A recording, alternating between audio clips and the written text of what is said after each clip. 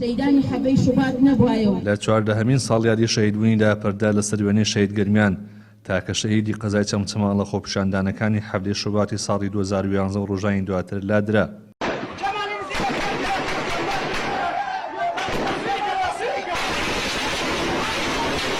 گەرمیانی 13 ساڵ یەکێک بوو لەو شەهیدانی لەلایەن حیزبی دەسەڵاتەوە لە خۆپیشاندانەکانی حەفتەی شوبات خوێنیان ڕژا و شەهید بوون. ئەمڕۆ 14هەمین ساڵیادی شەهید گەرمیانە، یەکێک لە شەیدانی حەفتەی شوبات و ڕۆژانی دوایی کە لە سەروبەندی خۆپیشاندانەکانی 2011دا بۆ نان و ئازادی و دژی گەندەڵی و دزی و ناعەدالەتی دەسەڵاتدارانی پارتی وەکێتی ڕژانە سەرشەقام بەداخەوە کە لەلایەن پارتی دیموکراتی کوردستانەوە چەند سەد مەترێک لێرەوە دوورە توانرا بەر فیشەکی بیکەسییان بن و لە ئاکامدا گەرمیان کوڕەتاقانەکەی من شەهید بوو.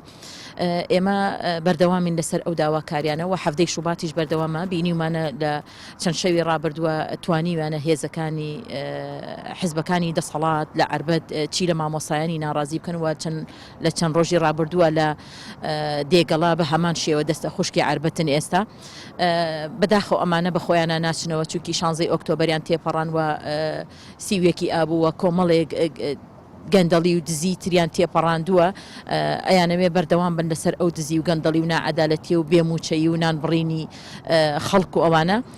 ئێمە سوورین لەسەر ئەو داواکاریانەوە بەردەوامە بین و کۆڵ نادەین و بەڵێ نەدەین بە خەڵکی کوردستان ئەگەر خوێنی تریش بڕێژە ئێمە هەمیشە لەگەڵ بەرەی گەلاین، ئێمە هەمیشە بەرەی ناڕازین. کەیسی شەهید گەرمیان و سەرجەم شەهیدانی تر تا ئێستا یەکلایی نەکراوەتەوە، هیچ کەسێک لەسەر دۆسیەکانیان دەستگیر نەکراوە.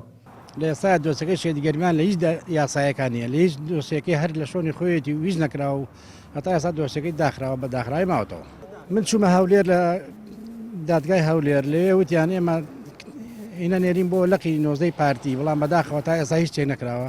من دووجار چوومەتە هەولێرە تا ئێستا، هەتا ئێستا یاسا و قانون هیچ شتێک نێت، تەنها هەیە بۆ خەڵکێکەیە لەسەر تیکتۆک و ناگیرن، بەڵام بەداخەوە بکوژەکانی ئێمە تا ئێستا هیچ شتێکمان بۆ نەکراوە. 14 ساڵ تێپەڕ دەبێت بەسەر خۆپیشاندانی حەفتەی شوبات و ڕۆژانی دواتر، بەڵام نەک داواکاریەکانی ئەو کاتی خۆپیشاندەران و هاوڵاتیان جێبەجێ نەکراوە.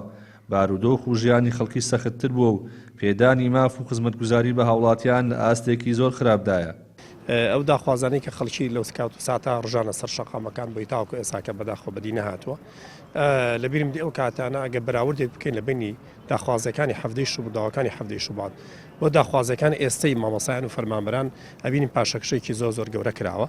کاتی خۆی لە حەفتەی شوبات باسی شەفافیەت و ڕێخستنەوەی سیستەمی وڵات و بە پەرلەمانبوونی سەرۆکایەتی بوو، بەڵام ئێستا بەداخەوە داخوازەکان گەشتە ئاستێکە داوای ئەوواکەن کە موچە بدرێ کە قەیرانەکان چارەسەرکرێ. ئەمەش خۆی پاشەکشێکی زۆر گەورەیە لە سیستەمی دیموکراسی و سیستەمی ئیداری دانی وڵاتە.